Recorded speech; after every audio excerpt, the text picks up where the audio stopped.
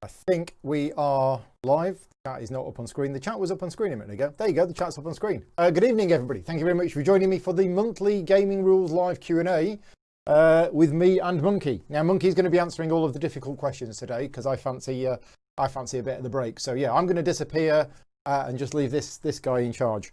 No, that's not going to. Yeah, thank you very much for tuning in. We're going to be here for at least an hour and a half. These shows used to be an hour and a half, but the last one ended up being 2 hours because there was a lot of questions. But I'm going to try and get it down to an hour and a half today, if possible, if I can. But I will try and answer as many questions as possible. So what's going to happen is I'm first of all going to go through all of the questions that I've been asked on my BGG Guild. Then I'm going to go through all of the questions that I've been asked on the Gaming Rules Facebook page and also the Board Game Revolution Facebook page. And then, obviously, if you've got questions as well here, feel free to ask them. What I would say, though, is if you're going to be here for the next hour and a half and you have any questions, to hang fire with those questions at the moment and wait until we get to the live part of the show. If you can only stick around for about half an hour or so, then, yeah, pop the questions in the chat now. You want people to put some kind of... Yeah, start it with question, colon, and then put the question. Vicky will copy them, put them into a document, and I'll see them later on. But yeah, if you can stick around, then yeah, keep the questions until later on. Right, should we jump into the questions? Yeah, right, okay. It feels like I've got more to say, but no, let's jump into the questions. So these are the questions that were posted on my Board Game Geek Guild. So what I do is I have a thread running, which will start probably tonight, for all of the questions that you want to ask me. So if you've got a question you want to ask me, and it's between this live Q&A and the next live Q&A, there will be a thread on my BGG Guild, Guild number 2258. Vicky will post a link into the chat now. And you can put the question in there. And then what I do, like Loki scraping at the radiator. You're right, Loki? We're going to have to get a video of him doing this because nobody will believe us. But the cat is basically there he just scratches at the radiator. He's trying to climb up, but he doesn't actually climb up. He just scratches at the radiator. Anyway, Board Game Geek, Guild number 2258. Yeah, there's a thread on there, and people have been putting questions in there over the last month, and I will start the next thread, next one. So the first one is from Brian McCarthy, and he asked me this question almost the day after the last live Q&A. And he says, in the September Q&A, I mentioned I liked the Anno series of computer games. What are my thoughts on the upcoming Anno 1800 board game? Production changed plus Martin Wallace, me excited. So I'm very excited too. I actually don't know that much about it at the moment.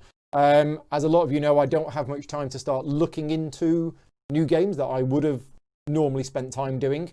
But this is very, very high on my list. I have a few friends who helped playtest this game, and I know that there were some issues during the playtesting, which is normal.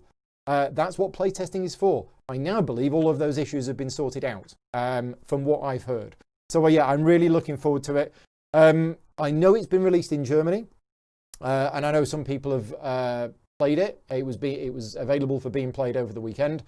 Obviously, I didn't get a chance because I was busy at Essen Spiel myself.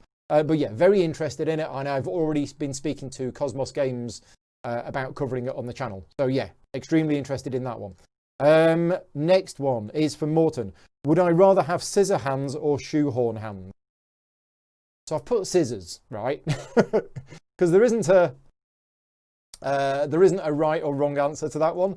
But I know quite often when I'm doing the unboxing videos or something like that, I struggle to get into some of the components, and because I have problems with my nails at the moment, they're fairly brittle. Sometimes I find it difficult to actually open up games and get into them. So I figured if I had scissor hands, that would fix that problem. Right, next question from Mick, and I brought this up on Twitter. So yeah, there was a comment made on Twitter about 2 or 3 weeks ago, and I think Mick wanted to ask my opinion about something, and I said, well, I'll tell you what, Twitter's not really the right place for me to answer this, so post it on my BGG Guild, and I will answer it in the next live Q&A, which is what I'm doing now. So this is a question about the differences between games that are considered Euro games and Ameritrash games. And if you don't like the phrase Ameritrash, I'm just quoting what Mick said there. Some people call them Ameritrash. And I could actually talk about this for probably about, I don't know, probably about half an hour. I'm not going to, but I'll try and give you the short answer. He's going to roll his sleeves up. Right, so the short answer is, speaking of particular styles of games, there are Euro games, there are Ameritrash games. Some people don't like using the phrase Ameritrash because it could be seen as derogatory, right? I understand that because it includes the word trash. Hence, that's why some people use the phrase Amerithrash. But some people don't like using that phrase at all. So they use the word, they use the phrase thematic. Personally, I think that's completely wrong, okay? Euro games in general are less thematic than the American style games. I'll give you that. However, I don't believe the scale is Euro game to thematic game, and it's somewhere on that scale. I believe there is a scale of 0 to 100 of whether the game is thematic or not, and that is actually a completely separate scale to the Euro game versus the American style game. So for me, a Euro game is one where there is very low random element. There is almost no direct player interaction, or if there is, it's done, in a Euro game way. There isn't much randomness in the game. You won't find dice for resolution in a Euro game. You might find dice drafting, where the dice are rolled and then a decision is made based on the results of the dice, rather than dice for resolution. The American style games tend to be more conflict, more player interaction, higher random element, generally dice rolling for resolution or something like that. So that is my scale of whether a game is a Euro game or not.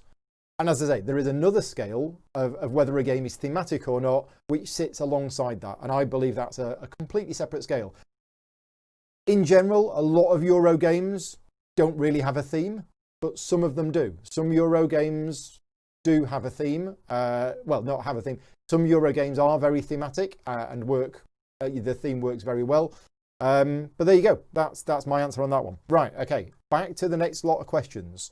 And then I'll go to the blue ones. Right. So this is a question from Bez. Now this is another question that cropped up on Twitter, and this was about porridge. Now I've spoken about this before, but Bez wants to know about the porridge. So I have porridge pretty much every morning. Okay. It's rare that I will not have a bowl of porridge in the morning. And what I do is over the years, and I've only been doing this probably about 4 years, maybe. I didn't always used to have porridge, but it was probably about, 3-4 years ago or something like that. And the first thing is, I don't buy expensive porridge, okay? I buy the cheap, everyday value stuff from Aldi or Tesco, which is both about the same, and it's perfectly good enough. Absolutely, there's nothing wrong with it whatsoever. So I buy the cheapest porridge you can get. If you're watching in America, it's oatmeal, okay? We call it oatmeal over there. It's porridge in the UK. But yeah, over the years, I've basically been adding various bits to it. My current concoction is what I have in my porridge each morning. I will have, well, no, not currently because we're running out of nuts. Right, so you know those cheap packs of nuts, mixed nuts that you buy? They're like 55p from Tesco or Aldi, and they contain various types of nuts and some sultanas and things like that. Anyway, I have a big handful of that in there. I do like nuts, and I like the difference in texture between the porridge and the nuts. Right, I also have a tablespoonful of honey. Again, cheap everyday value honey, nothing fancy, although it's quite expensive. So that goes in there as well. That adds a little bit of sweetness. I have half of a big banana. A full big banana is a bit too much, so half of a big banana, that gets chopped up. And I also have a Jaffa cake in there. Now, that actually started as a bit of a joke, okay? I used to have a little bit of chocolate in there. So I got some of the cheap chocolate chunks that you can buy for cooking. And I'd break up a couple of those and put them in. And that just gives it a little bit more sweetness. But then as a little bit of a joke, I thought, I wonder what happens if I put a Jaffa cake in. So I chopped a Jaffa cake up and put that in my porridge and mixed it in with everything else. And it was amazing because I got the chocolatey stuff and I got a little taste of the orange as well. So that is basically my porridge every morning. Porridge made with milk. With some nuts, some sultanas, banana, honey, and a Jaffa cake. That's what I have. Brian also wants to know, do I add salt or wimp out with sugar? Well, I don't add salt. Yeah, I have a bit of a sweet tooth. So yeah, I do like that. Right, we're now going to switch to some live questions. So for those people who've been asking live questions, I will get to them now. So Mum Gamer is here. Thank you for joining in, and good to see you in the chat last night. It seems I've been really active in my channel. How have I been doing it? Drugs, lots of drugs. No, don't do drugs. I'll come to this later on. I'm going to talk about something later on. How have I been doing it? Well, yeah, it's been hard at times because obviously it's hard work. It is a strain. I've had to put aside. There's been a lot of sacrifices. Family time at home has been nothing for pretty much 2 months. But I've been motivated to do it because of the support of the people that's watching, and that sounds like some kind of typical answer, but that's prepared. But to be honest, when I do my live streams and there are people in the chat who send me messages and really appreciate the work that I'm doing and the streams that I'm doing, that motivates me to do more. So yeah, that's a big part of it. How did I come to enjoy board games? I think I always have. Some of my very, very earliest memories are when I was, I don't know, 6, 7 years old or something like that. I'm an only child. And I remember, I've got these memories of when I was really young at home playing Mousetrap. What's that one with the popper in the middle? Frustration. Even things like Brooklyn Bronco. The games that I had when I was a kid. And then as I got a little bit older, there's a game which Andy Grant, if he's in the chat, will know, Spy Ring. And games like that. And I used to just play them on my own. Because I was an only child and didn't really play with my parents. And I'd just sit there for hours playing games. I don't know what got started on me. I mean, I guess you buy kids games all the time, but there was something about them that I enjoyed. But the real thing that happened was in the early 80s, when the fighting fantasy novels came out. I've always liked fantasy as a kid, and we got these choose your own adventure books by Steve Jackson and Ian Livingstone. Which were just eye-opening, and that then led on to they were being sold in a shop in Cleveland where I used to live, Thornton Cleveland. That also sold role-playing game stuff. The guy who ran the shop played role-playing games, got into D&D in the early 80s, and then it progressed from there. So yeah, it was always there as a kid. I always liked it as a kid. Peter is asking, given the vast number of new games every year, it's becoming impossible to try all the shiny things that catches our eyes. Should we be satisfied with those that we get to play? Yes, is the easy answer to that, because if you end up in a position where I was a few years ago, where it got to that point for me. It got to that point probably about 4 or 5 years ago, where there were more games coming out at Essen Spiel each year than I was able to even play, let alone play enough to form an opinion or anything like that. And I wasn't satisfied with it. And I went through a bit of a phase of like, oh, what's going on? There's all these games coming out. Oh, I haven't got time to play them. Oh, whereas 20 years ago, most of the hot games that came out at Essen, I'd come home with.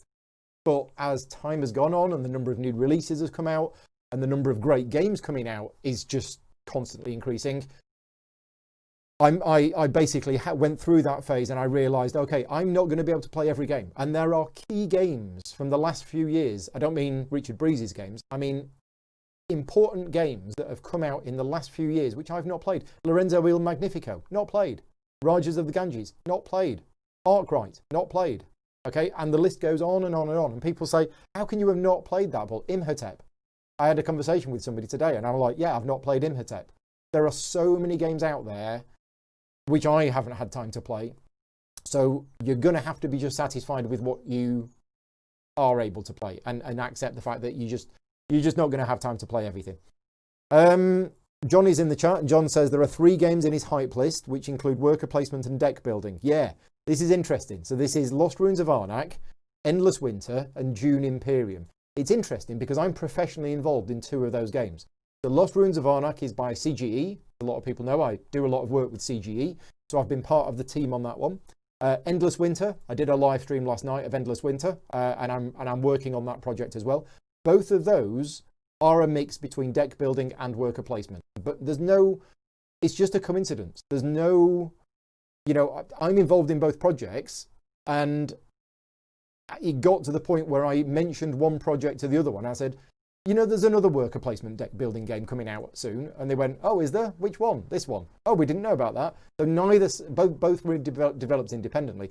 Then Dune Imperium got announced and people were like, oh yeah, it's combining worker placement and deck building. Great. Which one do I prefer?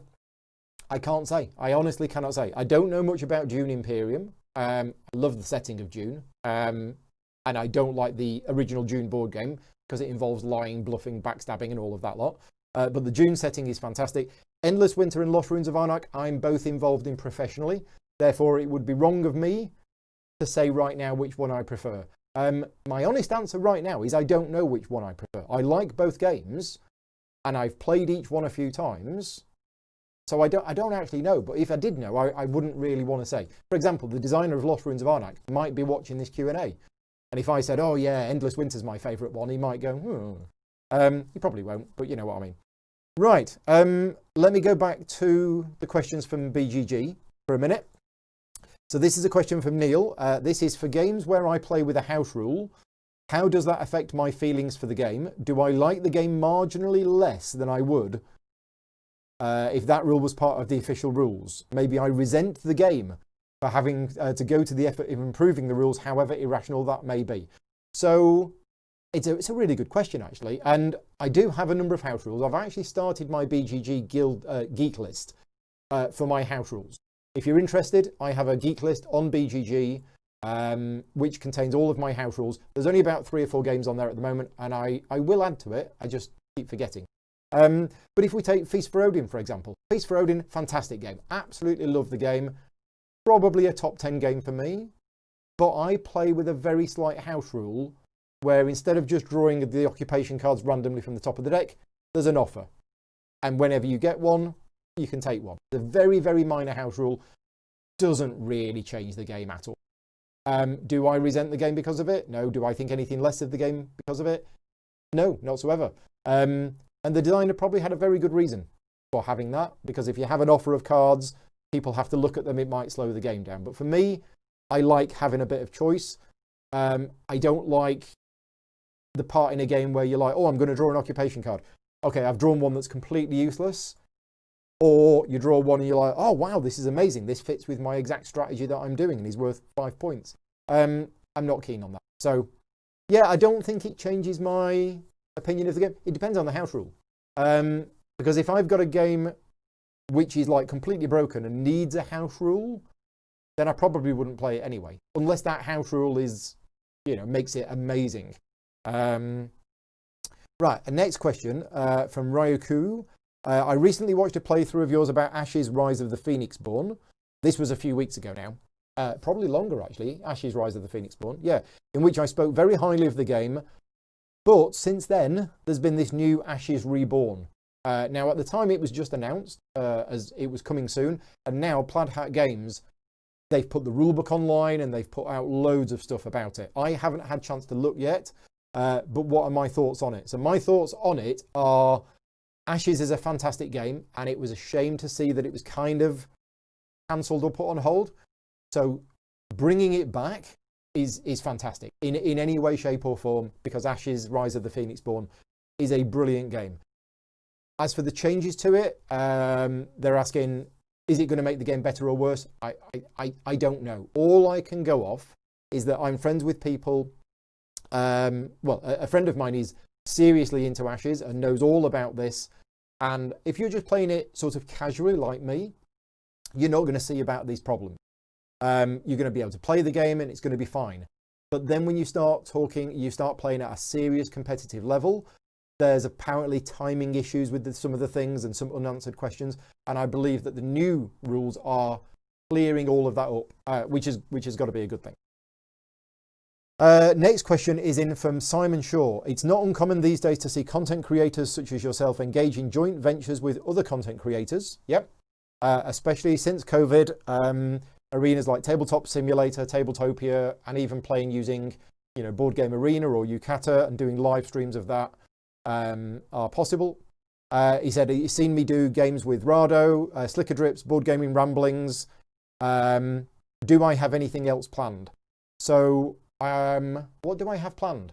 Yes, I have stuff planned. I mean, you know, these people who I want, who I've had on the channel, I've not done that in order to try and get more views myself. I've done that because I like these people and I want to play a game with them. They are other content creators. Some of them, Rado, for example, asking Rado to come onto my channel and do a playthrough of Marvel Champions with me. That was purely because I wanted to play Marvel Champions with Richard, right? Richard has got a far bigger following than me. That video probably got a few more views, but that's not why I did it. Whereas a lot of the other people I've had on my channel are, they are smaller YouTube channels. And one of the things I like to do is to try and promote smaller YouTube channels because, you know, some of the channels like Monique and Naveen from Before You Play, Board Gaming Ramblings, people like that, their channels are brilliant. And they deserve a lot more subscribers and a lot more views, I think. I mean, I like these people. I like chatting with them. I like playing games with them. So that's my primary reason for doing it. So do I have anything else planned? Yes, some of it I can talk about. Some of it I can't talk about. One of the things that I do have planned is happening on November the 10th, I think. Let me just check my calendar because I don't want to say November 10th and you all set your diaries, calendars, and then it not happen. I think it's November 10th. And this hasn't been officially announced yet. You're hearing it here first. Where's my monthly view? Monthly view, here we go. 13th, November the 13th. So it's Friday, November the 13th, in the evening, UK time. I will be doing a live stream of Burn Cycle, the new game from Chip Theory Games, with Scott Morris. Now I'm friends with Scott. I've done a stream with Scott before. We did Cloudspire together, another game from Chip Theory Games. I think Scott's confirmed. I hope he has. But we're doing that on November 13th. Yeah, so there we go. That's one thing that I've got planned. But I'd be more than happy to do anything. I keep meaning to get together with Luke Hector from Broken Meeple. We talked about doing some playthroughs of the Lord of the Rings digital adaptation at some point. Anyway, next question, and this is another good question. This is from Darren. Do I consider tone when writing rule books? Would I write the rules differently for an Escape from a Burning Building game versus a Best Ball Gown for the Queen game? So I don't think I would, and that is because I'm a technical writer. So my approach when writing the rulebook is that my rulebooks are dry, themeless, accurate, and clear. And I don't generally put any flavor text or theme in there whatsoever. Now, sometimes these games will have little call-out boxes where there's a bit of a theme, and I will normally help write that text. But personally, I believe a rulebook text should be clear and precise, and the game will last for 4 rounds. Each round consists of 5 phases. Here's the 5 phases. Players will take turns, etc., etc., etc. That wording will be the same wording no matter what type of game it is. So, yeah, it's a good question, but for me, no. I would write the rule book the same for every game, no matter what the theme was. There are some games where the theme of the game has been included in the rules, and it's worked really well. Specifically, I'm thinking some of Vlaada Chvátil's rule books, which a lot of people absolutely love for doing it. Some people absolutely hate. But I've also seen some other rule books where they really try to force the theme in the rule book. And the flavor text was merged in with the text, and it kind of... I just wanted to read the rules of the game, and every other sentence was some kind of flavor, and it was just, yeah, it was really weird and off-putting. Right, let's go to some more live questions. So this is a question from Jim. Am I still playing Cooper Island? Realising that I don't have lots of time for non-channel gaming, Jim picked it up recently primarily for solo plays. I've not played Cooper Island since I did my review of it, and that isn't because it's a good game. It's because there is just not enough time to play all of the games I want to. Yeah, I mean, I like Cooper Island. I've done a review of it. It was one of my top games from 2019. And if I had a free evening and people wanted to play Cooper Island, I generally wouldn't say no to a game of Cooper Island. The reason I'm not playing it is just I haven't got the time at the moment. But yeah, Cooper Island, fantastic. I've only played the solo game once. I don't think I did very well. But I seem to remember liking it. I've played a few solo games recently that I wasn't keen on. But Cooper Island solo, I seem to remember quite liking it. Will Be Playing says, just bought a new mic and ring light, new phone for recording videos. What kind of setup and editing software do I use? So the best place for that question is on my BGG guild. So Vicky's going to post a link in there. And I've actually, you don't need to post it as a new question, but what I've got on my BGG guild, if you just search through, and it wasn't that long ago, I posted a whole thing about what equipment do I use. And that has a full list of all of the cameras that I'm using and the setup that I'm using. If it doesn't, drop me a message and I will add to it. But my plan is to keep that list up to date with everything that I've got. I use the Adobe Creative Suite for editing. Yeah, just to give you a rough idea. I don't have a ring light, but I have 2 of these LED lights and I need more. Yeah, I've got 2 LED lights in the room. But yeah, there's a thread on my BGG guild. Vicky could probably find that thread now if she was able to, but don't worry about it. It's on there. Somebody else in the chat might be able to post a link, but there is information in there. Andrew says, favorite fantasy character class. Now, are you talking advanced D&D or basic D&D? Because basic D&D, the race and the class were merged into one. If you're talking beyond basic D&D, famous character class. I've not played role-playing games for a while. I always quite liked the sneaky type character, who could sort of hide around and use ranged weapons and things like that. But I also quite like magic, so being able to cast spells and things like that. But I also like clerics because they're tough and they can help the party and things like that, and paladins. Yeah, I'm not sure. I certainly don't like the big 5/3 ones or the big barbarian ones. Yeah, probably. Yeah, I'm not sure. Yeah, probably something sneaky like. I think if I had a chance. Richie says you've mentioned your mental health a few times in previous videos. Yeah, I'm half open about it. I don't go into the full gory details of my mental health issues, but I do talk about it now and again. What can my patrons do to help me? I tell you what, Richie. My patron supporters are with the help of Vicky. My patron supporters, and I had to say that because she's sitting here. My patron supporters are helping me through it. Some of them know they're helping me through it, and some of them don't realise they're helping me through it. So it helps in a few ways. First of all, Gaming Rules patron supporters have access to a Slack channel.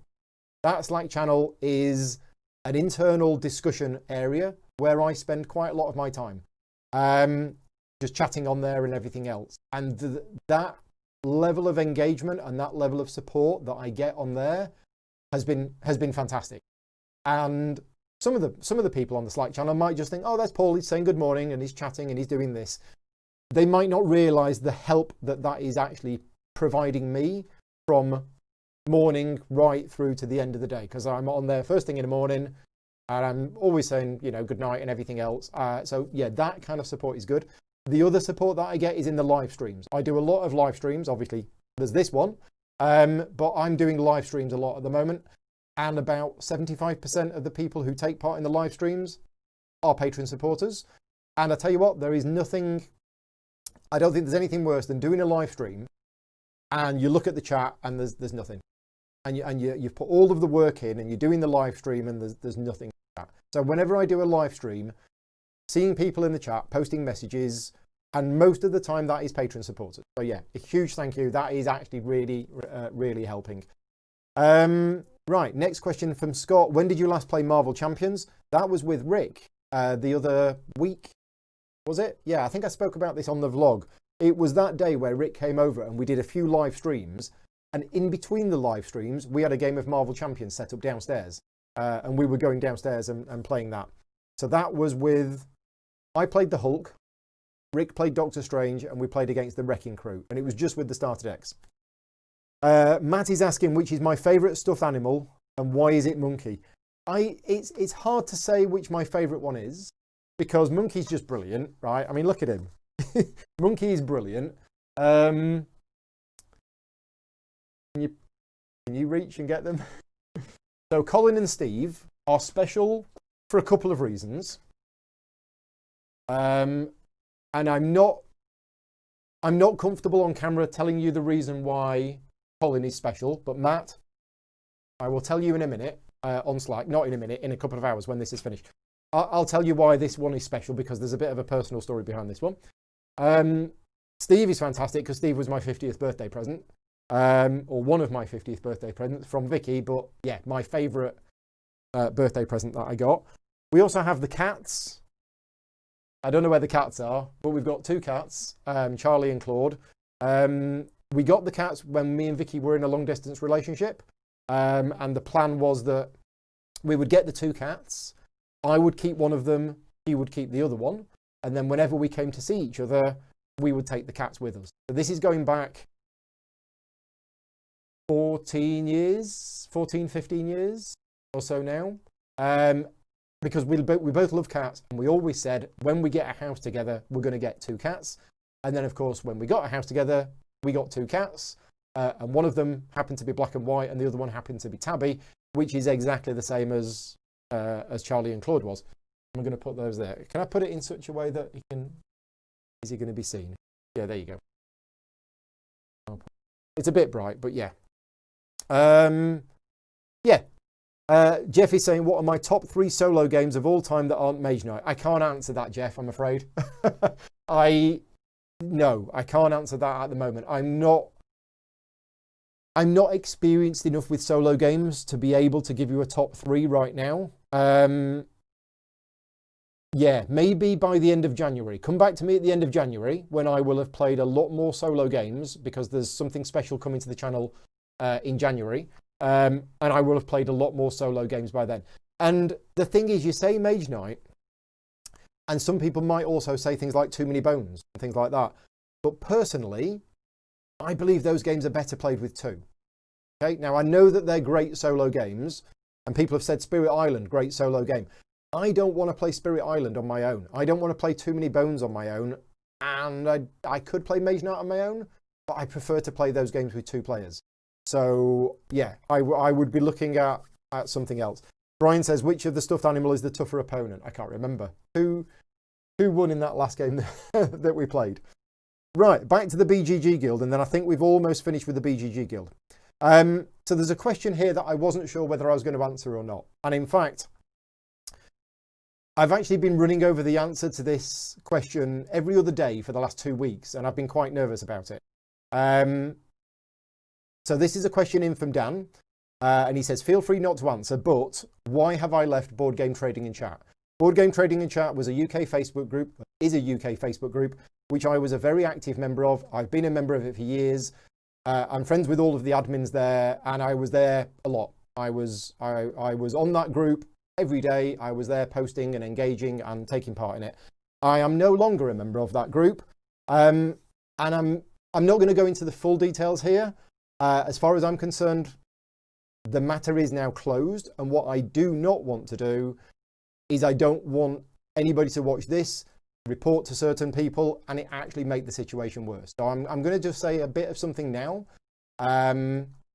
but I certainly do not want this to explode and make the situation first, because it caused me a lot of problems. It spiked my anxiety. I had a full-on panic attack, which lasted for about 6 days. So for those of you who experience anxiety and panic attacks, I had a panic attack that lasted 6 days, right? I was shaking visibly for 6 full days. And I could hardly sleep. My stomach, my digestive system was completely out the window. That's how much it affected me. So that's why I kind of don't want to go back there again. And I know that it might. Essentially, for me, it wasn't a safe place. the community on there overall is great. Overall is great. There were a few people on there who made it not great. There's a few people on there who took every opportunity they could to try and say negative things about me for no reason other than just don't like you, don't like this, don't like that, right? Just if you don't like it, just you don't have to say it. You can keep those thoughts to yourself, but they seem to want to go out their way to do it. That's hard to take if you're a content creator, and I know that. And other people get, similar things said about them. But yeah, there was other things there as well. It came to my attention because I was told this, that a number of people on that group had complained to the admins that I was posting too much of my own stuff. Okay, now if I was guilty of that, then fine, and somebody can have a conversation with me, talk to me about it, explain the situation. If I've done anything wrong, I wasn't breaking any rules, but if they felt that way, talk to me about it. To not talk to me about it, that's not great. To have posts on that group just deleted without any explanation, that's not good. So it wasn't a safe place for me. I know other people who are members of other Facebook groups who've had messages deleted, and it's always been done with some kind of communication or an explanation or a reason why.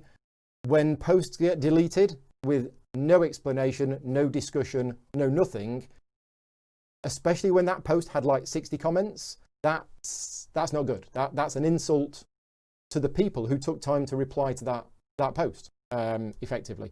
So yeah, so it wasn't a safe place for me, and the best thing for me to do was to just leave the group and just let it carry on.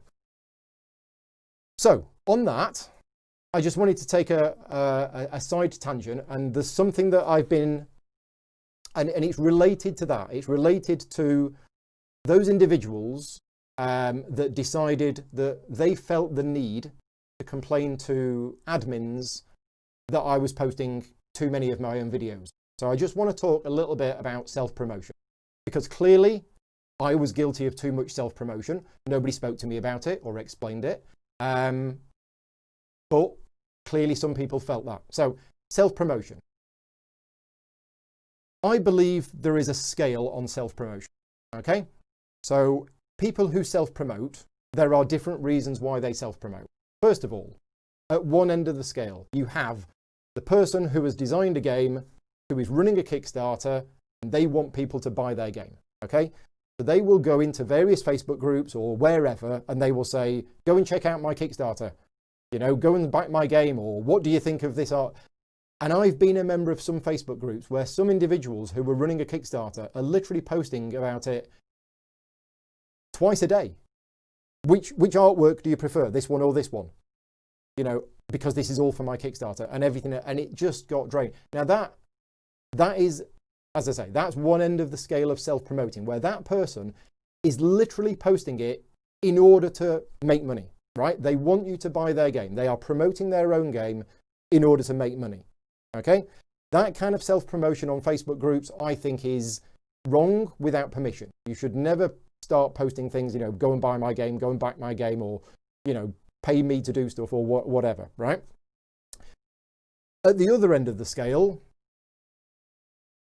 and this is what I did. So when lockdown happened, right, the world is currently going through a global pandemic, situation's really bad, lots and lots of people are stuck at home, and when this whole thing happened, I made a decision, and I decided that I wanted to try and do what I could, right? I'm not a doctor. I can't fix the world's problems. I can't fix my own problems, let alone anybody else's problems.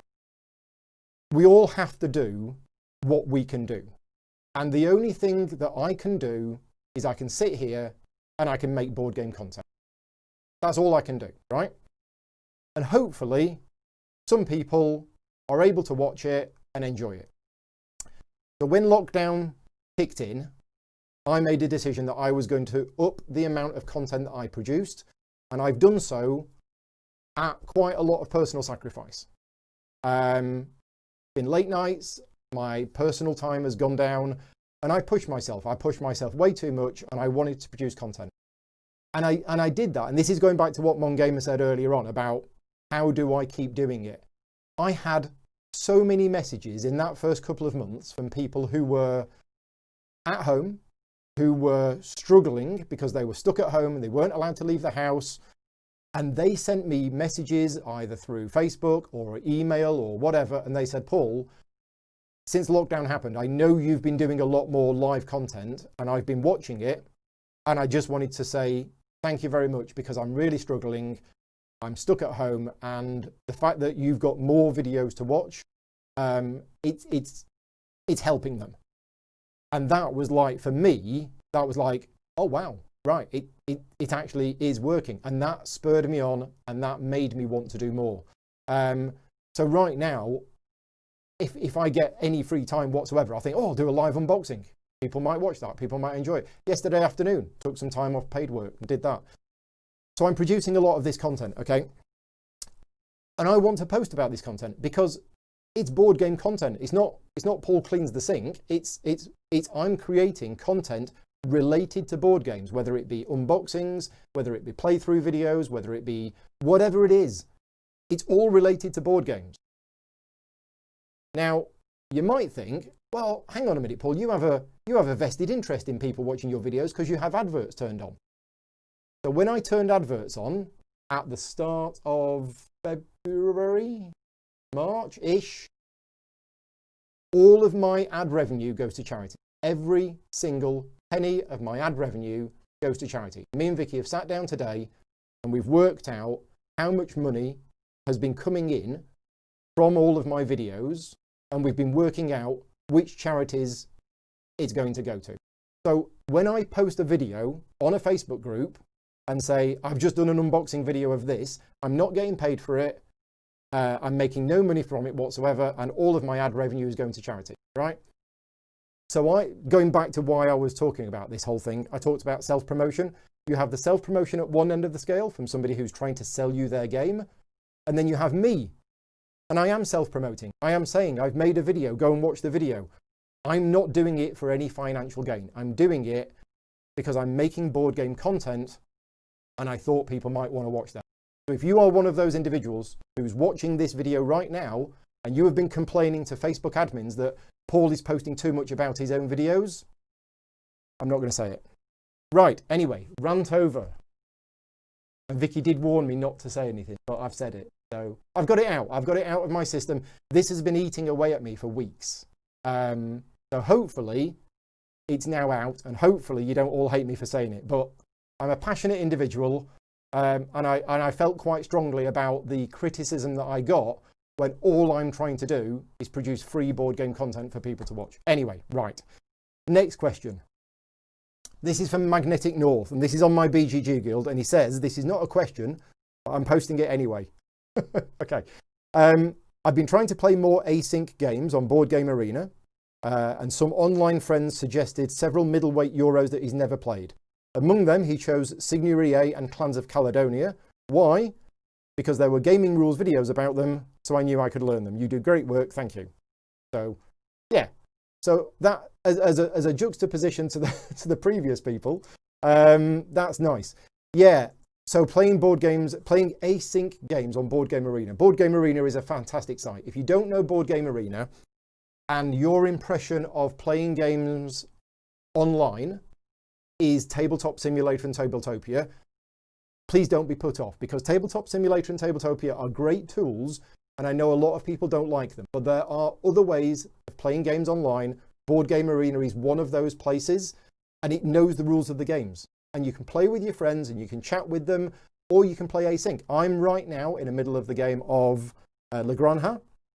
I've just finished a game of Clans of Caledonia myself, and they are async games. So you can play live if you want to, but you can also play asynchronously. So every morning I wake up and I've got a few emails saying, oh, it's your turn in Through the Ages, or it's your turn in Clans of Caledonia. I go, oh, right. And I spend 10 minutes and I do all of my turns, and then it's great. I'm playing a lot more games using these websites than I'd normally be able to. Next question is in, and this is the last question from the BGG Guild. How are we doing for time? 4:46.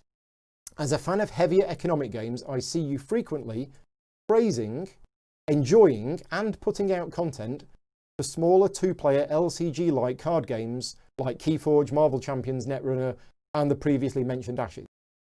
So, question 1. Do I think that it is somewhat unique for a person to have a cross-genre taste, especially when the game types are so different from one another?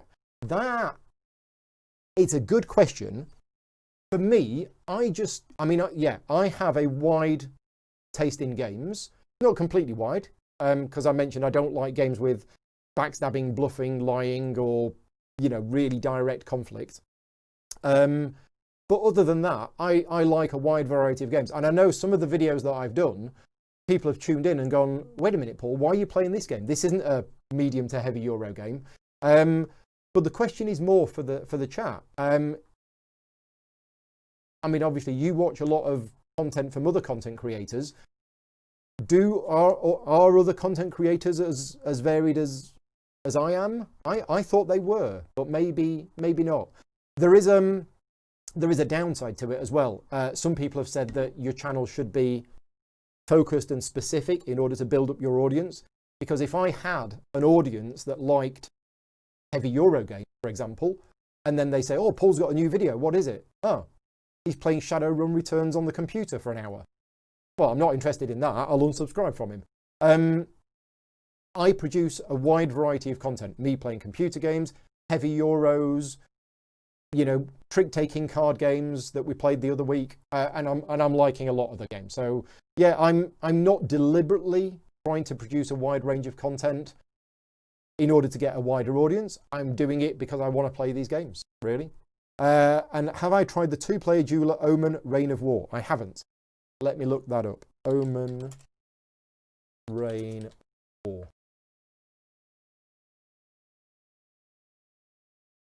Okay. John Cloudus, published by Small Box Games. No, I've not heard of this game. There you go. Omen Reign of War from 2011. It's ancient. People don't play old games anymore. Right, okay. So that's it for the questions from BGG. So again, what I'm going to do tomorrow, or maybe tonight, is I'm going to put a new thread on my BGG guild, starting to ask for the questions ready for next time. So if you are watching this and you think, oh, I'd like to ask Paul a question, but I can't wait till next month, just pop it in there. The thread will be there tomorrow. Now, contest. We haven't mentioned the contest yet, so apologies for not mentioning the contest. Each month I do a contest. Games Law, the UK's largest specialist games retailer, give £25 worth of game vouchers away at each one of these Q&As. And all you need to do to enter is click the link to the form, which Vicky is going to put in the chat right now. And you need to put this. Whatever you think this is, that is the secret answer. Okay, so it will ask you for your name, your email address. It will ask you for the secret answer.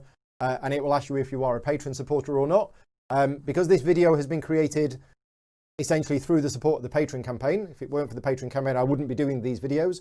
My Patreon supporters get an extra entry. So if you are a Patreon supporter, thank you very much. You make these videos possible and you will get 2 entries into the hat.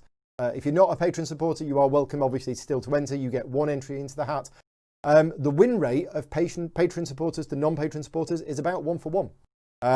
Anyway, whatever you think this is, and we'll talk about this in a minute, pop that in as the secret answer. Right. Live questions. Where's the thing gone? Lost it. Right, live questions. So another question from Mom Gamer. Have I played Rapid Speed? Never heard of it. Let me look that up on Board Game Geek as well.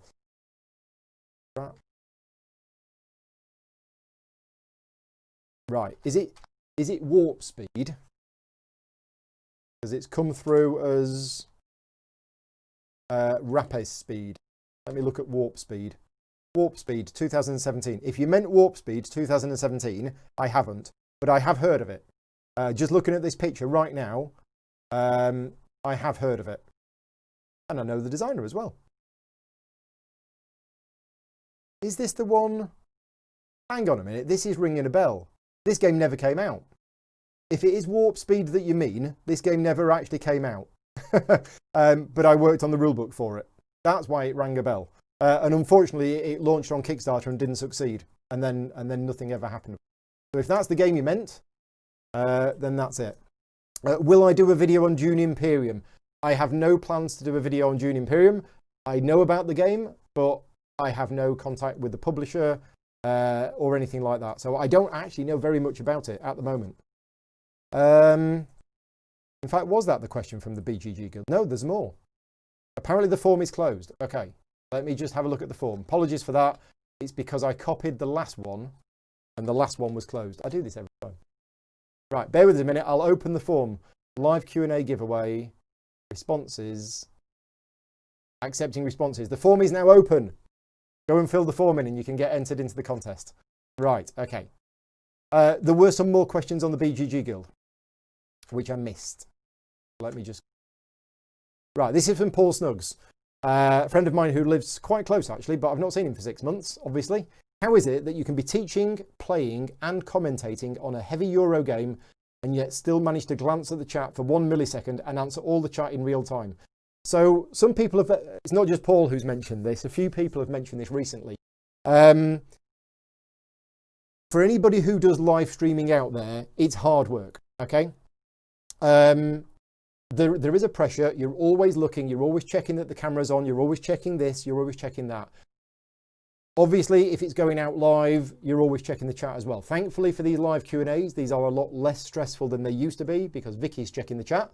So she's keeping an eye on all of your messages and she's passing them on to me. But doing that on its own is already quite hard work. Doing that while teaching a game and also playing in the game, it's really hard work, okay? And some people have said that I make it look easy. It's not easy. It really isn't easy. And obviously, sometimes there is anxiety issues as well, especially if the stream has crashed once already. I am literally sat here just worrying that it's going to crash again. I remember the Too Many Bones video I did with Jeremy Howard where it crashed 4 times during the stream. It was a nightmare. And of course, I'm getting worried because I think the audience are probably getting fed up because the stream's crashed again. And I'm like, oh, what can I do? So it is quite hard work to do. If I make it look easy, it's not easy. I'm just good at pretending. And how do you get those skills? Practice. I'm a lot more comfortable now. I've been live streaming now for about 1 year and 3 months. I think it was July last year when I first did it. So yeah, I'm used to paying attention to multiple things at the same time. But yeah, it's quite tricky. Right, next question from Chrissy. You are heading off for a week of board gaming to a log cabin with your board game playing significant other. Vicky doesn't really play games. You have 200 plus games in your collection to choose from on your shelves. Do you pack games that you know you enjoy, games from the shelf of opportunity, or a mix? It would probably be a mix. Yeah, I think I would probably choose a mix. It would, let's say Vicky played games and let's say we had a favourite game that we enjoy playing together. If we're going away for a board game playing, a board gaming week for a log cabin, it would be silly for us not to take our favourite game or something quick and fun that takes like 10 minutes that we could play, you know, if we get back from a walk or something like that. But also that is a good opportunity to play one that's on the shelf of opportunity. Sometimes if you have a shelf of opportunity with a game on it and you're thinking, should we play that? Should we play that? And you go like, oh no, we've got all these other games. Whereas if you go away and you don't have those other games, it kind of forces you into it. Next question from Andy Grant. Space is not an issue. How many games would you have in a bespoke collection? What genres, if any, would you avoid? That is such a good question, Andy. I'm actually going to put that on the BGG Guild. How many games would I have in my collection if space wasn't an issue? And what genres would I... So what genres would I avoid? I would avoid anything like diplomacy, Game of Thrones, you know, anything where you have to lie, bluff, cheat, all of those sorts of things. Any game which is multiplayer, direct confrontation, I would generally avoid those. And any games with a high element of look. I would generally avoid. But how many games would I have in a bespoke collection? I'm not sure. How many games is enough games? But yeah, what I'm going to do...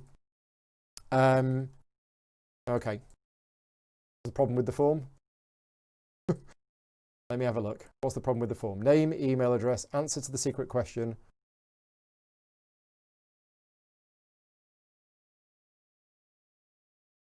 The answer to the secret question has to be no. Oh, right. Okay. Right. Thank you. Oh, I've not seen that before. Right. Okay. So.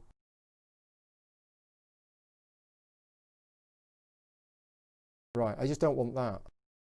There you go. It should be fixed. The form should now be fixed. If you've answered that, if you've answered that already with a number, that's fine. It counts. But yeah, that should now be fixed. I think it's because the last one I limited it to a number. Right. Anyway.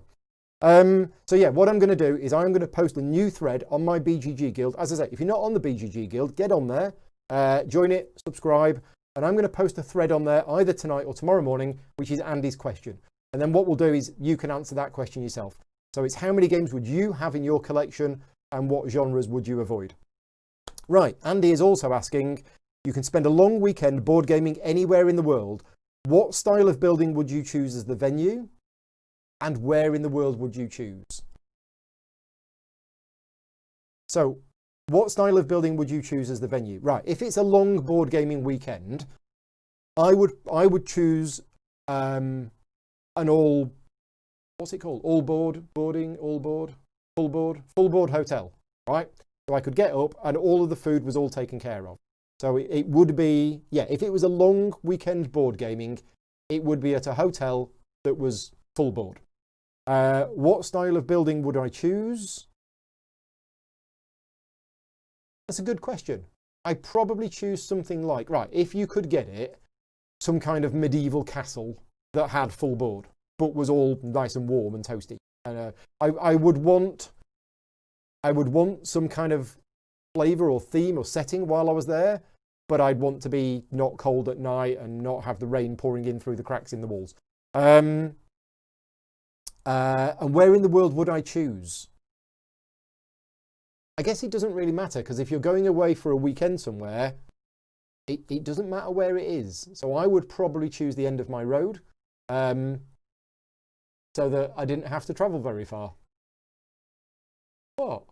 Well, if I'm going for a board gaming weekend and it's going to be in a building and I'm never going to leave that building, then what's the point in me saying, oh, I'd like to go to Tokyo, when all I do is sit in a building and play games for 24 hours a day? So yeah, right, now that is definitely it. Can I ask the question again now the form was working? Yes. You need to put whatever this is as the secret answer question thing. Right, there you go. Right, I'm just going to have a drink of water. And then we'll get on to the next lot of questions. So we have some more live questions. This is another question from Bez. Thank you for joining in, Bez. What do you do if a question makes you uncomfortable? Well, you've seen that. you have actually seen that happening this evening. I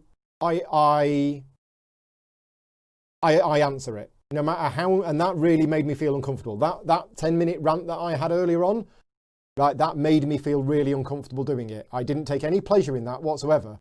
The reason I did it is I am hoping that I get some closure on that, because I still haven't fully got closure on it.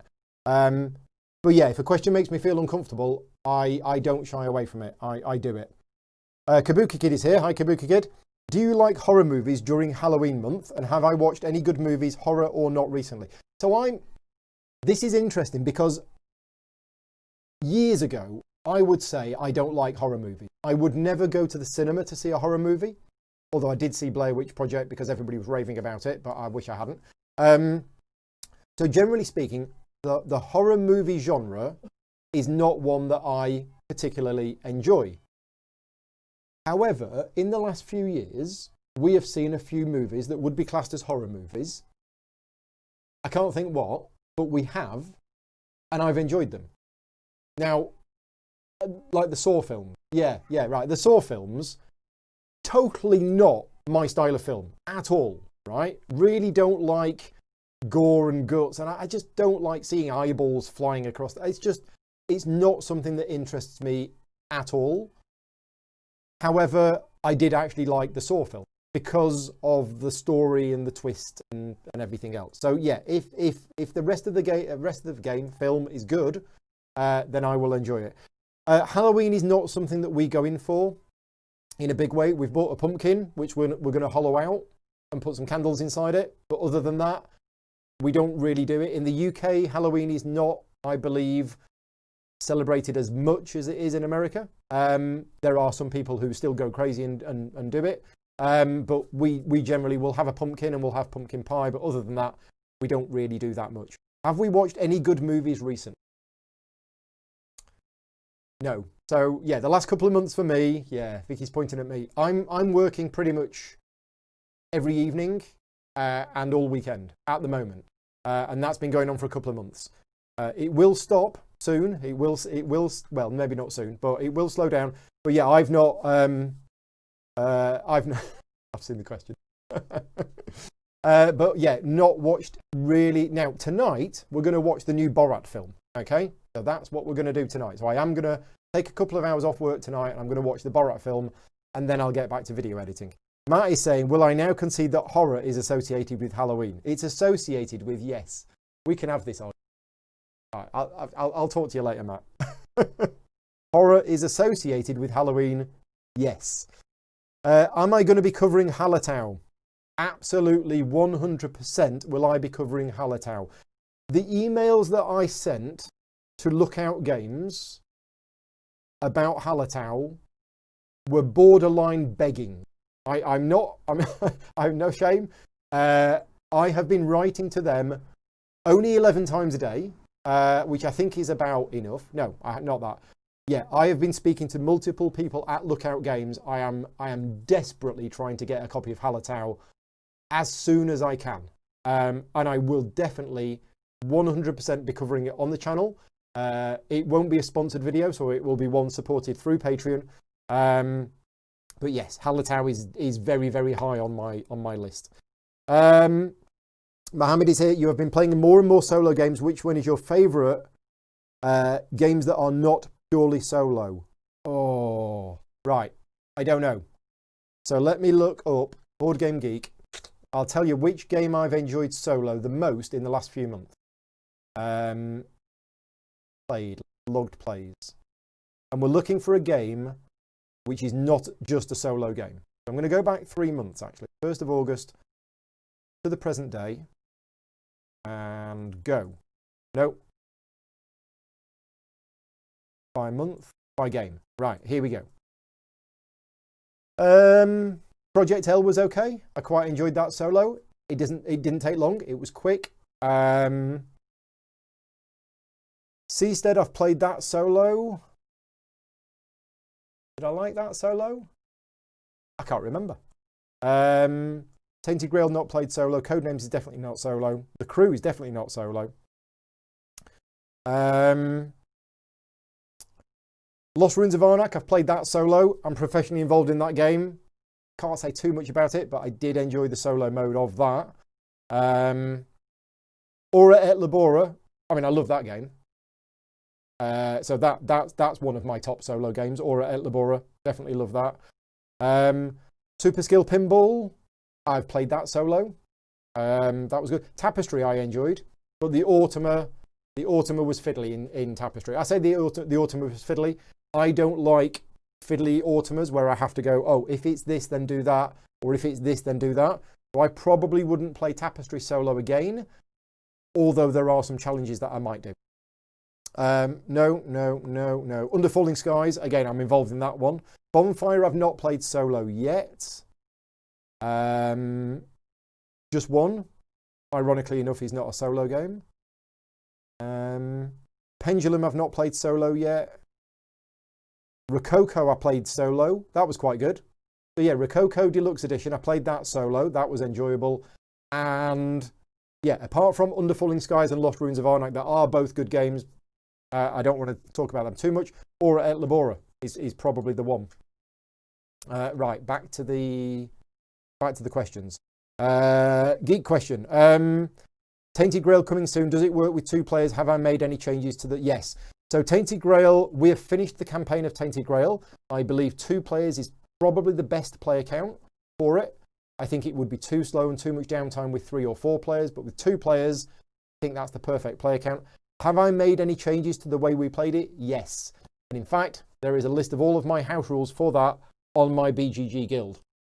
It's not quite up to date. I need to go back and update it a bit more, but we did play with a number of house rules for the game that improved the experience for us. So if you want to use those and it'll improve the experience for you, that's fine, or it's completely up to you. Have I been able to play games that's not work related, meaning just for fun? Or if so, which? Right. So there's a thing here. So there are many games that I have played on my channel which have been for fun. So for example, a couple of weeks ago, Nick and Gemma came round and we played The Crew. We learned how to play The Crew from the rulebook, and then we played The Crew. And then after that, we played something else and I can't remember. And then a couple of weeks later, they came round and we did, what did we do? We did Pillars of the Earth, and we also did Stickham. Now, none of those videos were sponsored, okay? So they were not work. If your definition of work is the sponsored videos, then, which it, technically is, then yes. Have I been able to play games that are not work related? Absolutely. A lot. I mean, if we just go back to that list that I had up on screen here, I'm just looking down here now. So that wasn't sponsored. That wasn't sponsored. Yeah, there's a lot of games on here that I've played.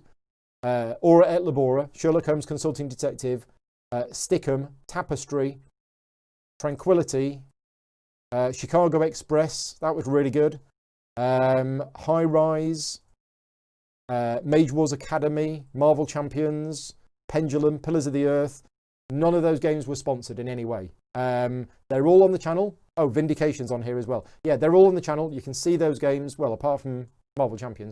So I wasn't paid anything for doing those, and I did enjoy them. So yes, I am just about able to find time to play some games.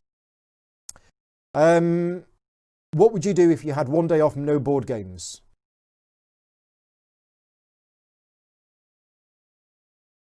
Well, assuming that Vicky has the day off as well, 2 things. One of them you're going to like, one of them you're going to hate. Okay? The one that you're going to like is, if I had a day off, no board games, and Vicky had the day off as well, we'd go somewhere for the day. We've not done that for over a year. No, we'd probably go out geocaching or something like that. We'd probably find somewhere local-ish. Oh, maybe, no, if it's just a day, yeah, we'd find somewhere local-ish. We'd get the cats fed, make sure they've got loads of food. We'd go somewhere, we'd probably drive there maybe an hour away, something like that, and we'd do geocaching for a day. And then we'd do geocaching, and then we'd go to a pub, have a nice pub lunch, then do a bit more geocaching, then come home, and then play a board game. That's what we'd do if we had a day off. One of the things we'd do. The other thing, if I had a day off, no board games, I'd spend the day tidying the house. Right? And doing lots of jobs, because things are a mess, and there's a lot of things in this house that are overdue. We've got a new shower fitting to put on, which we've had for 2 months, and I just haven't had time. So we're struggling with the shower, which is a problem, and we've got the new shower, and we just haven't fit it yet.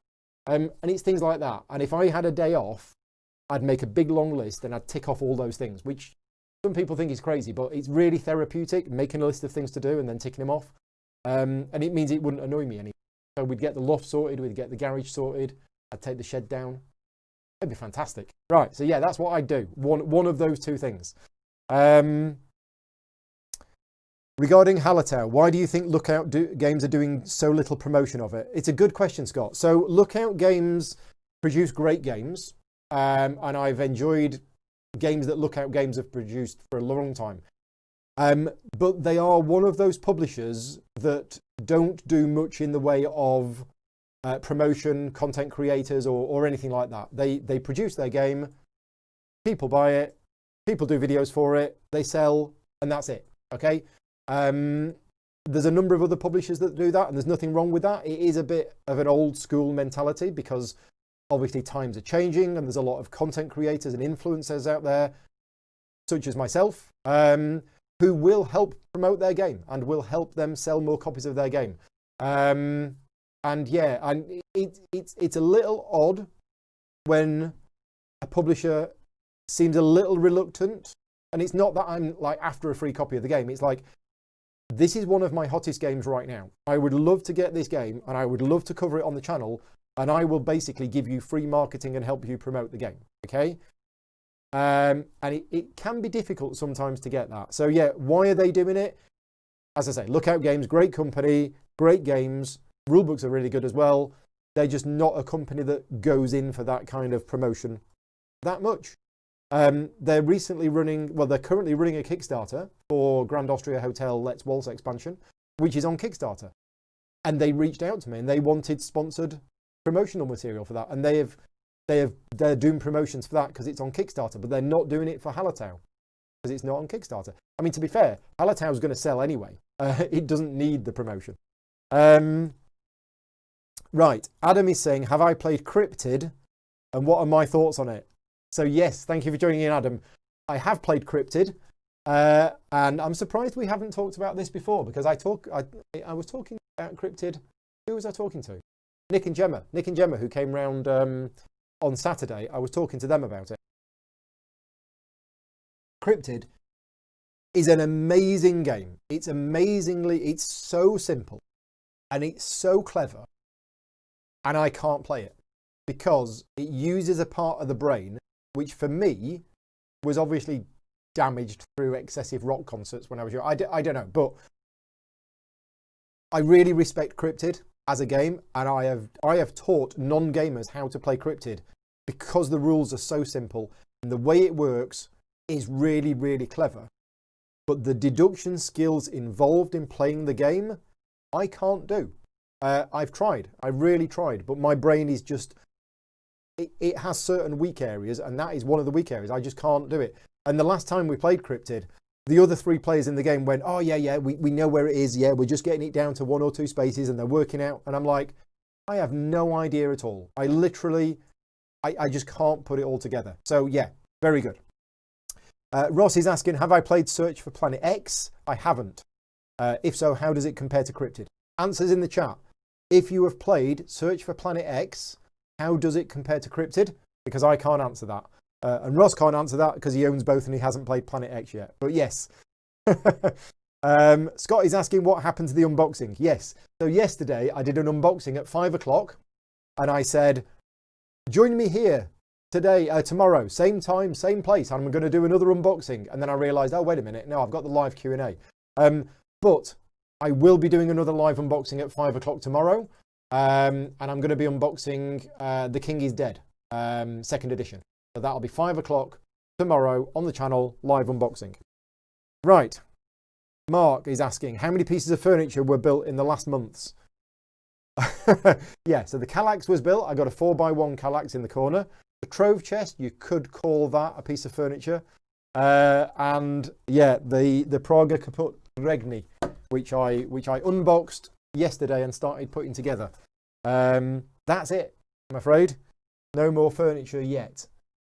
Is that your portal you made behind you? Oh yeah, this. Yeah, so this is the gate that I made for the video that I'm doing for Gates of Mara. Gates of Mara is being filmed. Well, it was filmed today. Hence, yeah, this is the gate that I made. Gates of Mara. See what I did there? That video should be out. Well, I'm hoping to have it finished this week. Don't know what it means.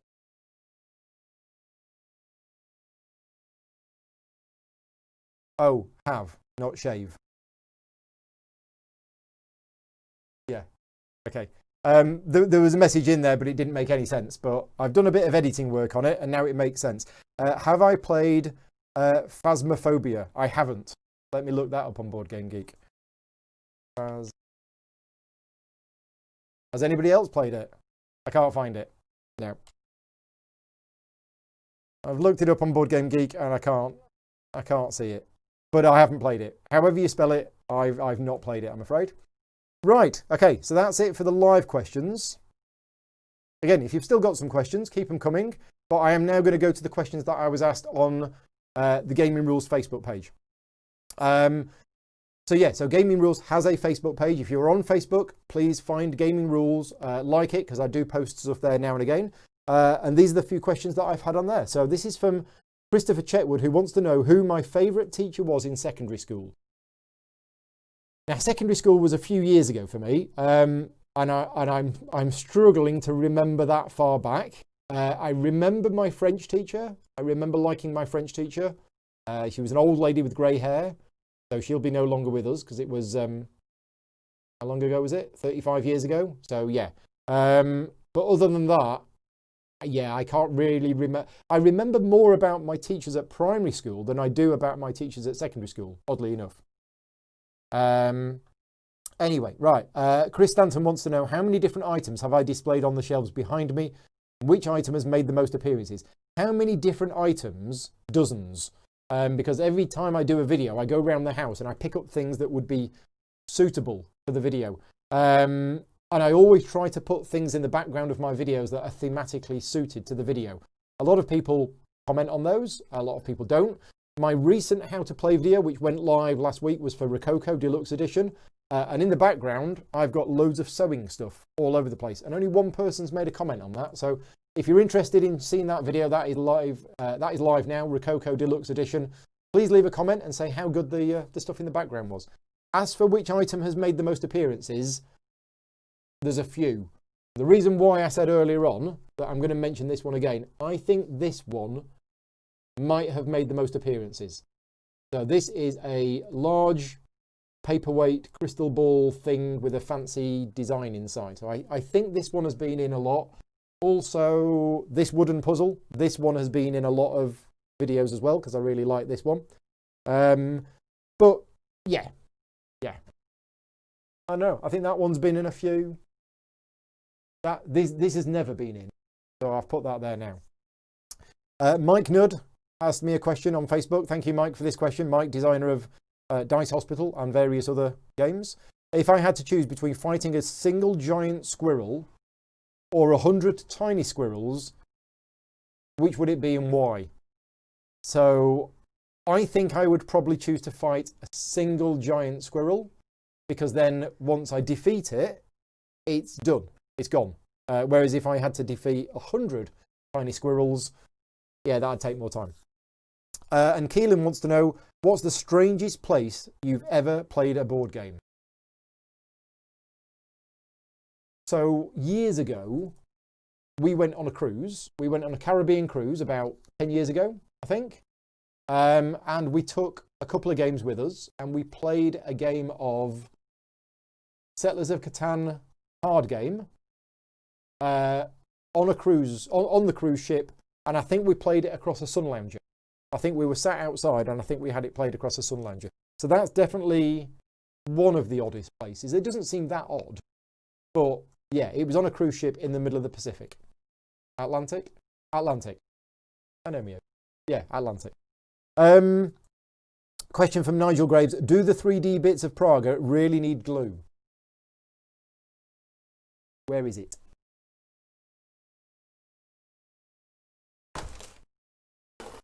Right, so yesterday I did an unboxing video of Praga, and it was a long video because during the unboxing video I actually put together these.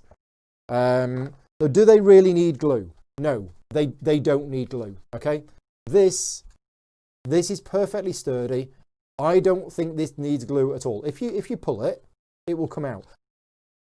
I don't know whether I'm going to put glue on it or not. I expected that I would need to, but I don't think it does. Now, the problem is, because it's quite tight, the problem is if you start taking it apart and putting it back together again, then it's going to get loose. But it's such a tight fit that, you know, that's not going to come apart easily unless you force it. The thing is, if you pick it up out of here, like if I pick it up there like that, it's going to come apart.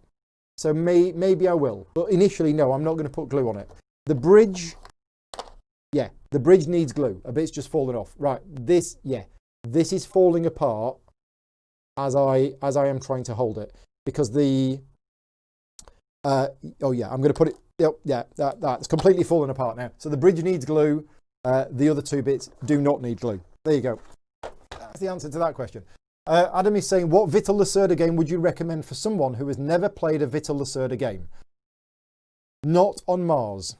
Definitely not on Mars. Some people have said Escape Plan because Escape Plan is slightly lighter than his other games, but I don't think by much.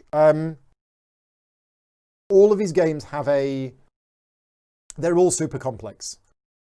Unless we're talking Mercado de Lisboa, which has just been on Kickstarter, which is a much shorter, lighter game. If we're talking about the big box Vital Lacerda games, I really don't know which one I would recommend. I would definitely not recommend on Mars because I think that is more complex than the other ones. So I would possibly go with either Vinhos or Lisboa or Kanban. I would go with one of those 3. Some people would say the Gallerist.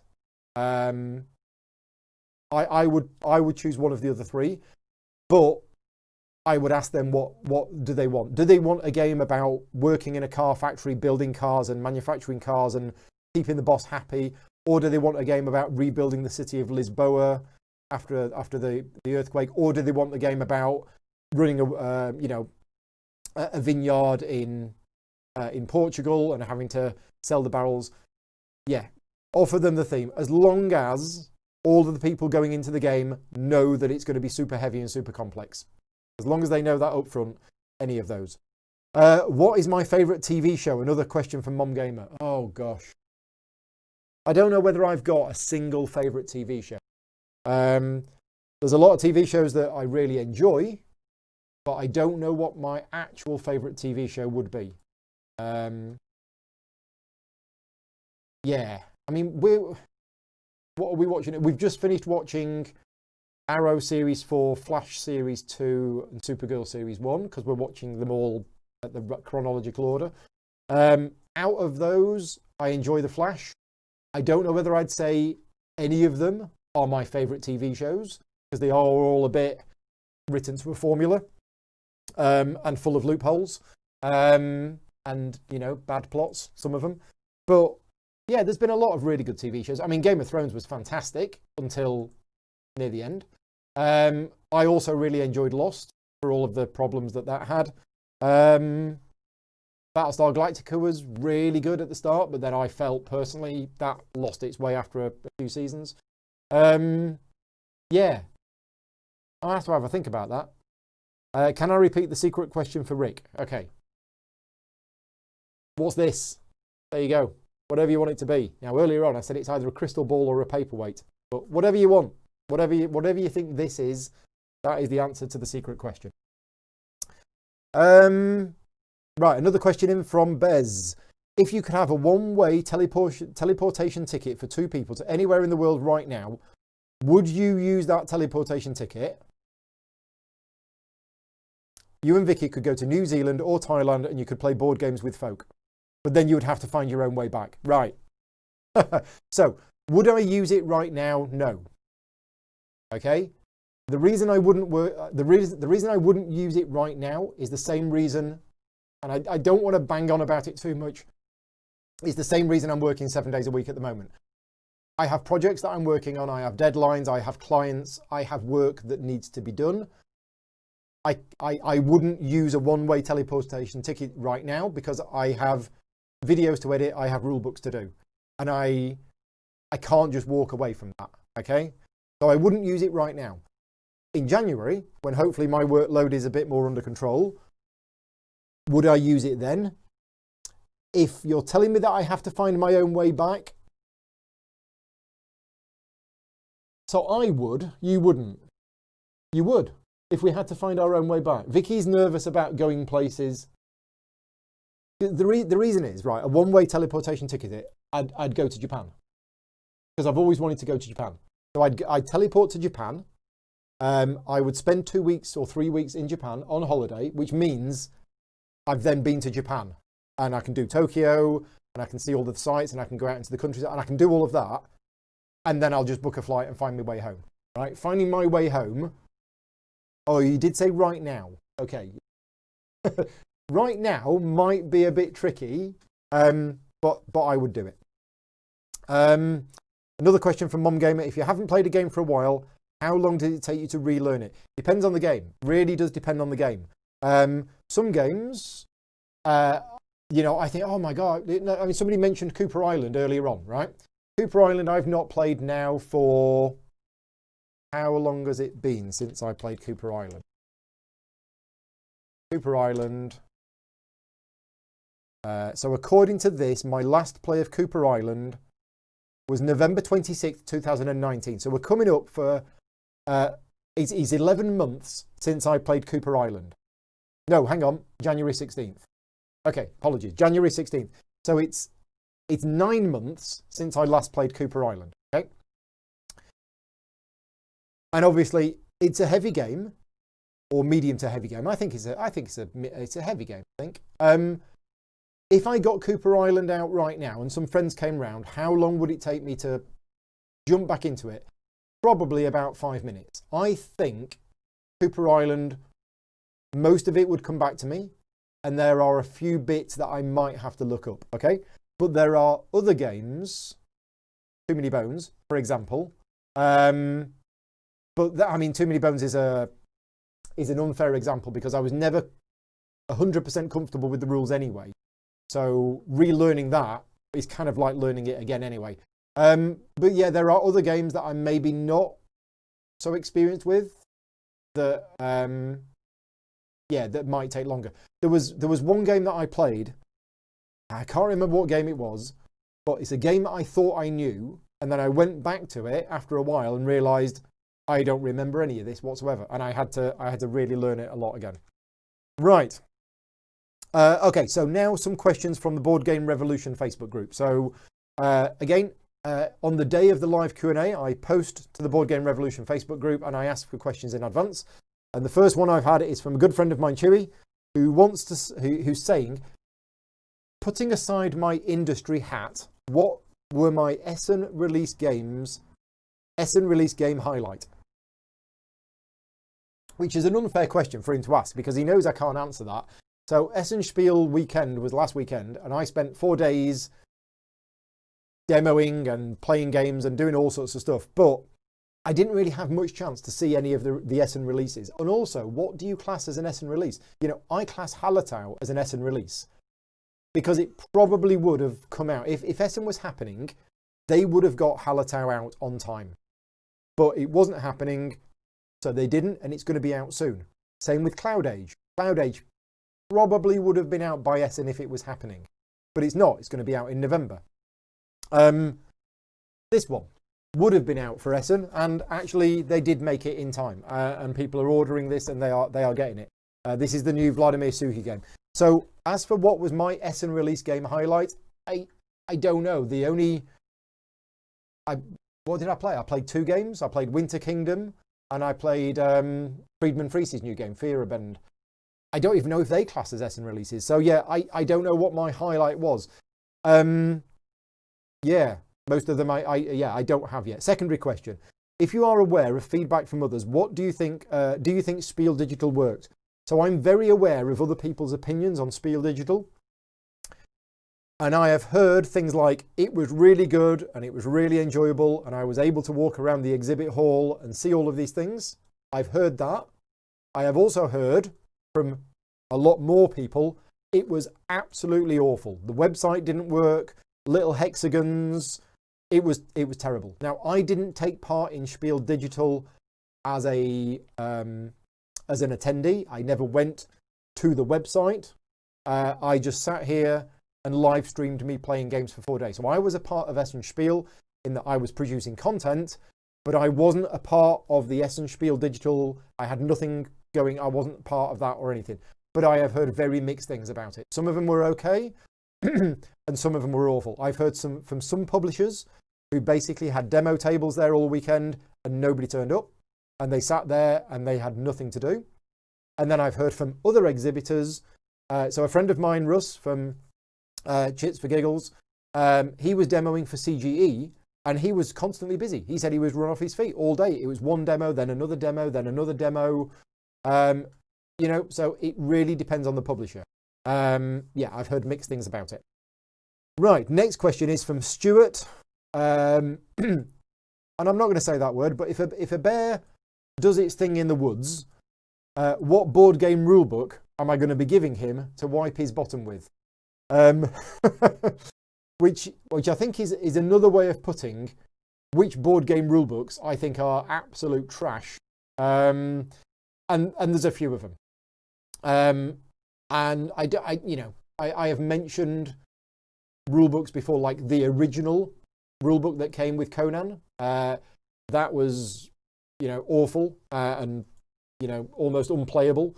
The Martians, A Story of Civilization, another game that came out, and the rulebook was regarded as absolutely awful. But pop your thoughts in the chat. Let me know in the chat, because you play more games than I get to do, possibly. But put in the chat, what is the worst rulebook that you've read recently, and why was it bad? And Vicky will combine all of those answers, and we'll go through them at the end. So yeah, worst rulebook that you've read recently. Please don't put anything I wrote. Vicky will delete that. Right, a question from Ian Turner. The year is 2030 and the world has dramatically changed. People now live inside board games. Sorry, people now live their lives inside board games, collecting resources to survive. What game would you frequent and why? Please know all risks, trials and tribulations should be considered, such as being forced to eat stone, gold brick in Stone Age. I've been thinking about this question, Ian, and I don't know the answer. So if I always have to live inside a board game, and Vicky said to me earlier on, she said, think of a board game with a nice setting. Because if I'm being forced to live inside the board game, it would have to be somewhere that's nice and doesn't have any problem. You wouldn't want to live inside This War of Mine or Frostpunk or something like that. You'd want to live, inside a board game where things are happy and things are quite nice. But yeah, I might have to think about that one and come back to you, Ian. I will post a reply to that on the Board Game Revolution Facebook group. Remind me if I haven't answered it in a few days' time. Brian wants to know, in this sad and emotionally trying time, what board game puts the biggest smile on my face? I don't know. I mean, what I can say is that I've played a lot of games. I've got a phrase at home, okay? And this phrase has been said many, many, many times over the last couple of months, to the point where it's become a phrase, is that I will go downstairs after doing a live stream and I'll say to Vicky, that's a really good game, okay? And I have said that a dozen times in the last month, or maybe 6 weeks or something. A lot of games are bringing a smile to my face. If I just go back to my played list, I'm just going to filter it down a bit more. So rather than the last 3 months, let's just go to this month. The games I've played this month that have brought a smile to my face. So Project L, I enjoyed playing that. Seastead, played that game against Rick, that was fun. Stickham, a lot more fun than I was expecting. Tapestry, I really enjoyed. Chicago Express was good fun. The Crew was fantastic. Just One is always a good laugh. Lorenzo Il Magnifico, I played the digital version. Mage Wars Academy was good because Rick had me on the ropes and it was looking bad and then I managed to get it back. And Super Skill Pinball playing against Jeff Engelstein. All of those games have brought a smile to my face. Yeah, there isn't... It'd be hard for me to pick one of those as the game which I've enjoyed the most, because, yeah, I've enjoyed all of them. Right, that was it for the questions on Board Game Revolution. So we've got, back to the live questions. Any game I've played recently that had a cool mechanism that stood out to me? Oh, well, let's go back to that list. Where's the list? I've lost the list. Right, game I've played recently that has a cool mechanism that stood out to me. Oh.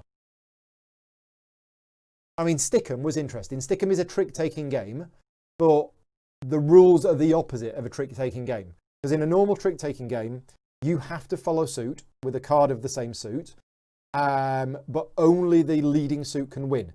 In Stickham, it's the opposite way round. Okay? So if the suit that started with is blue, the first card or the highest card played of a suit that isn't blue will win the trick. So that was an interesting twist. and it made the gameplay a different way. The Crew, another trick-taking game, but cooperative with limited communication. Amazing game. Absolutely love it. So that was a twist. The way that the communication works in The Crew is just superb. Tapestry I enjoyed playing. I don't think there was a unique mechanism in Tapestry, although I did like the way that the combat worked. Well, Mage Wars Academy, I've banged on about Mage Wars a number of times, and I've said that the spellbook mechanism is fantastic. So a game I've played recently that had a cool mechanic that stood out to me, yeah, Mage Wars with the spellbook. Been out for years, but yeah. Super Skill Pinball was also good. Yeah. Oh, and the one I will mention is, I haven't played it yet, but I'm going to mention this. Can I reach it? Can I reach it? Okay, so I've not played this yet, but this is the game board for the Praga Kaput Regni game from Vladimir Suhi that I unboxed yesterday. So not really a mechanism as such, although it is. So you have a game board, right? Nothing special about a game board.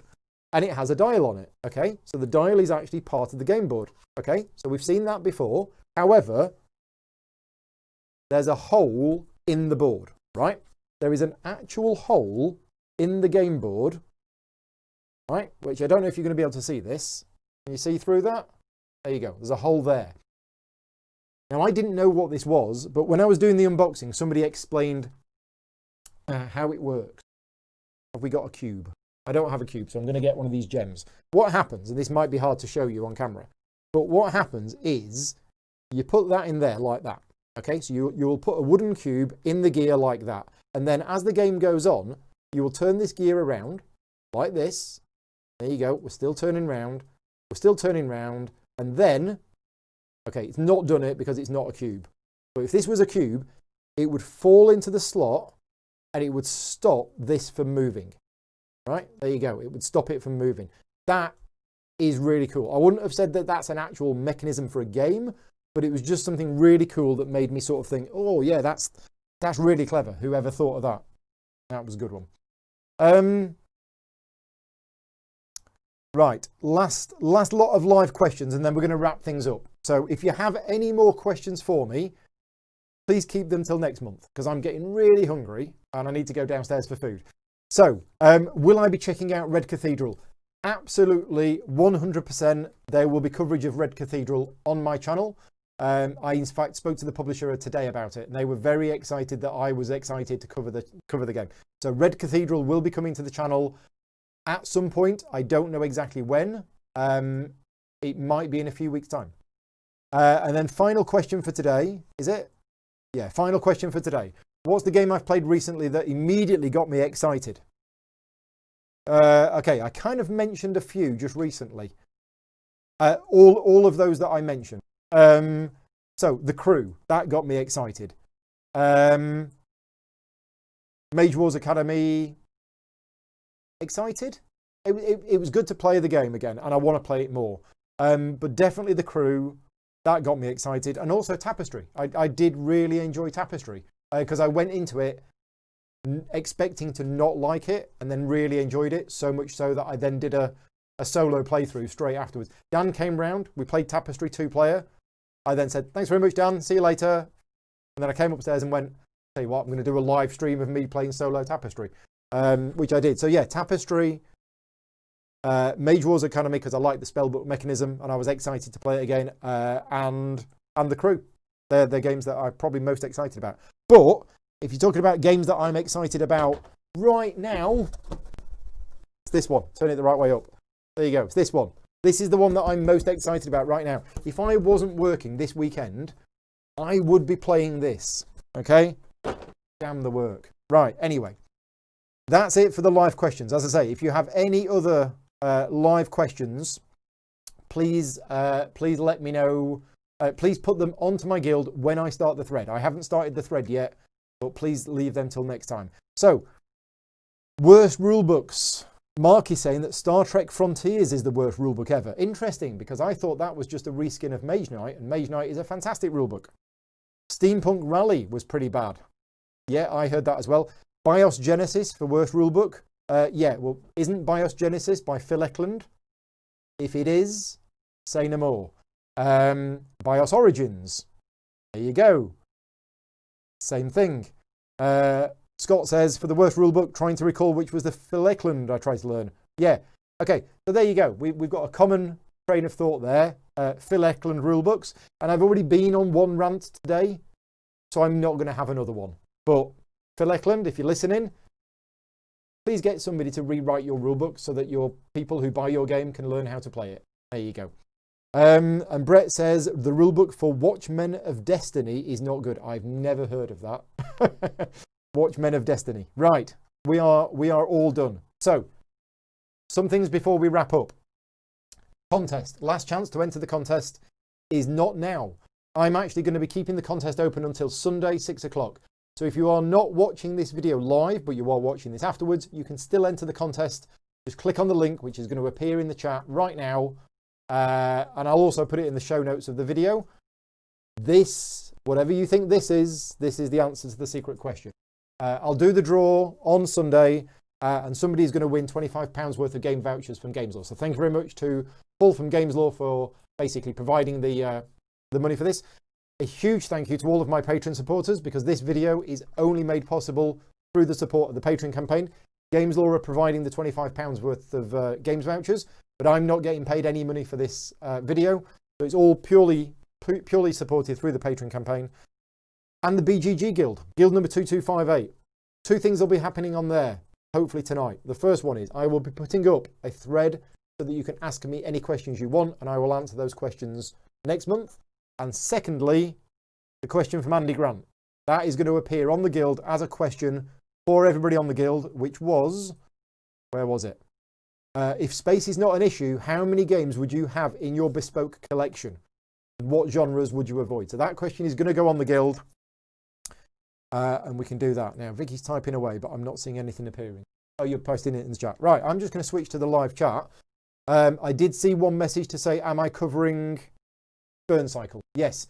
Friday, the 13th of November, I will be doing a live stream where Shannon from Chip Theory Games is going to be teaching me and Scott Morris how to play Burn Cycle. If you want to know a game that I am excited about, Burn Cycle is it. Okay? Everything that Chip Theory Games does is fantastic. Everything that they do is weird and wonderful and exciting. And the little bit that I do know about Burn Cycle has already got me super excited. So yeah, that will be happening on Friday the 13th. Yeah, sounds a bit unlucky, says Toby.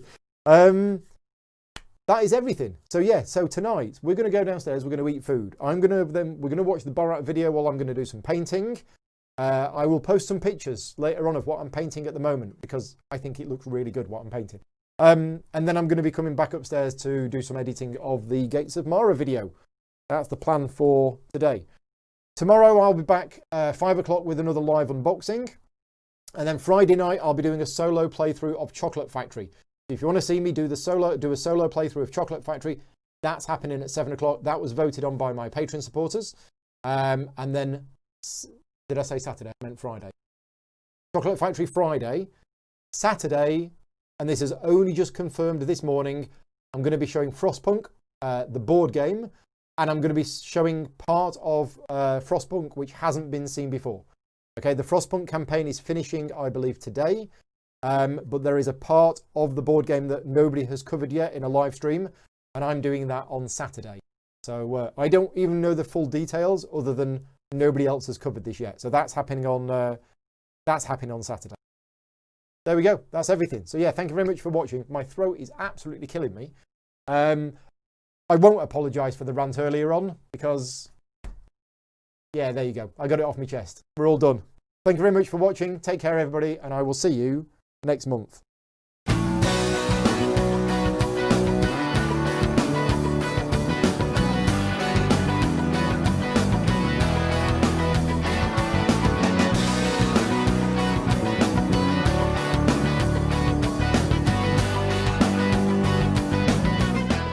Gaming Rules is proudly sponsored by Game Toppers, upgrading your gaming experience. Visit GameToppersLLC.com.